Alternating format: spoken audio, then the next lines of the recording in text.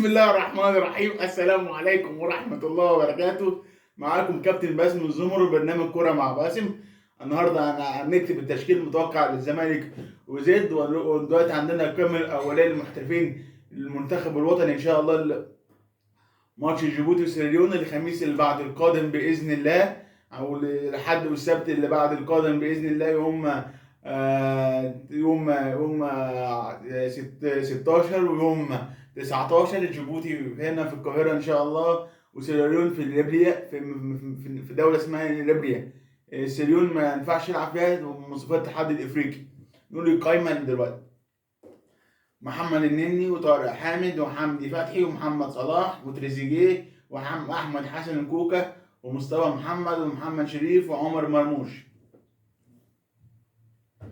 نتكلم بقى على تشكيل الزمالك زد والزمالك. ماتش بكره صعب على الزمالك، خصوصا الزمالك بيلعب سطر ويسيب سطر. يعني كسب سموحه بالخمسه يا حبيبي، بالخمسه، وبعد كده خسر الماتش اللي فات امام انبي 2-1. الزمالك بيسيب خط بيلعب بيكتب خط وبيسيب خط. مش عارف ليه الزمالك قصدي بيسيب سطر وبيكتب سطر وبيسيب سطر. ليه الزمالك ليه بيستمرش ليه على استمراريه؟ الناس كلها جمهور الزمالك بيقول الدوري يا زمالك، الدوري يا زمالك، خصوصا الزمالك عنده ماتش صعب بقى يوم الاربعاء الجاي، الاربعاء القادم، مع بيراميدز في سيمي فاينال لكاس مصر. جمهور الزمالك يتمنى فوز الزمالك فريق كبير، فريق عظيم، يتمنى الفوز ليه ان شاء الله امام زد ويحقق المطلوب، ثلاث نقاط بتوفيق الزمالك وتوفيق زد. جمهور الزمالك كله بيقول الدوري يا زمالك، الدوري يا زمالك. تاني حاجة نتكلم عن تشكيل الزمالك المتوقع للكابتن باسم الزمر. بحراسة المرمى محمد عواد، من اليمين للشمال حمزة المسلوسي وفتوح، ويلعب محمود علاء والزناري. أحسن اتنين محمود علاء والزناري صراحة، اتنين طوال، يعني أحسن من عبد الغني وعبد المجيد. يعني الزناري ومحمود علاء أحسن برأي كابتن باسم الزمر. في خط النص عمر جابر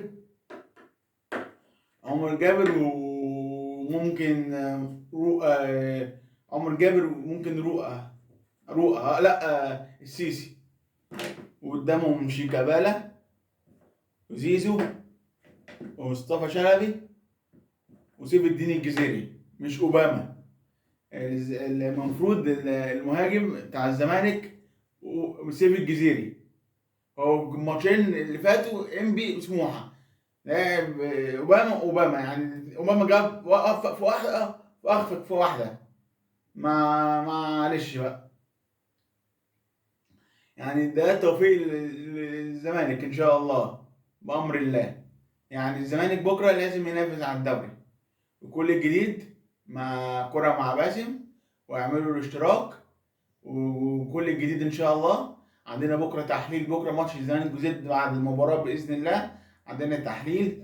وعندنا الاهلي ومقاولين يوم السبت، وتحليل الاهلي ومقاولين. مش هقول تشكيل عشان انا زعلان من الاهلي جدا، زي الجماهير الاهلاويه كلها زعلانه على الاهلي لما خسر امبارح.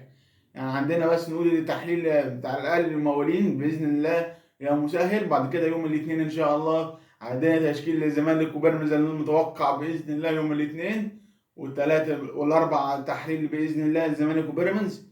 وبعد كده الدوري هيقف، مش عارف هيقف ولا هيستمر.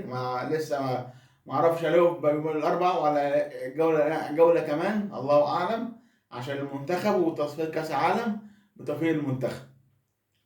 تنسوش الاشتراك واعملوا لايك للمتين. الكرة مع مين يا ولاد؟ الكرة مع باسم.